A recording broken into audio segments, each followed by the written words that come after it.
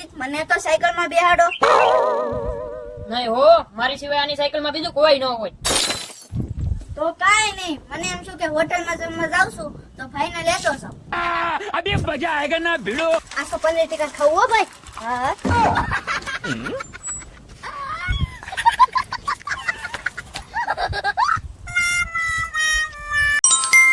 ભાઈ એક આ વાત સમજાતી નથી. કેમ? આ ગરીબ માણસો હોય ઈ ગમે એટલી મહેનત કરીને હક નો ખાય તોય બે પાંદડે નથી થતા. હા ઈ તો છે હો. અને જો ઈનાય ગરીબના હક નું કોઈ બીજો ખાઈ જાય તો બંગલા ઉભા કરી લે. મારા જાદુગર છે હો.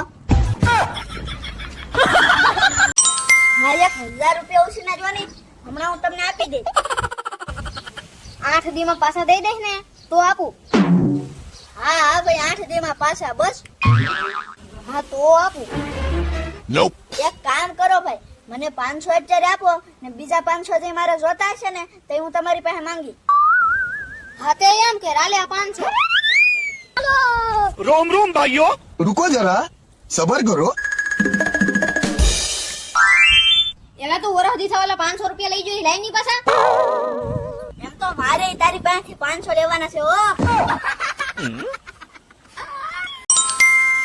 ભાઈ બધા શેટેથી હારું લગાડે. આપણે દુઃખ કોઈ નું સમજે હો ભાઈ.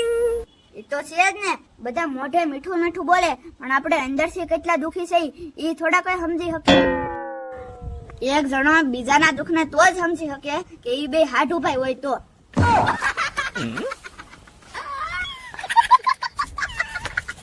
હવે તમારામાંથી કોઈ જાણકાર માણસ હોય તો મને આઈડિયા આપો કે આમાં શું કરવું પડે કે શું નાખવું પડે તો જલ્દી જલ્દી લીંબુ આવે.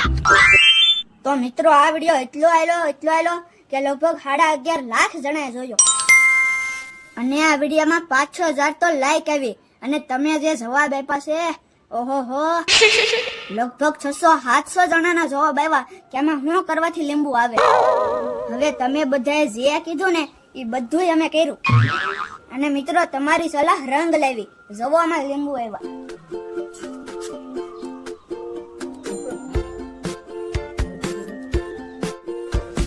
જવો મિત્રો આવા ઝીણા ઝીણા લીંબુ આવ્યા છે અને હાલો તમને હજી દેખાડું.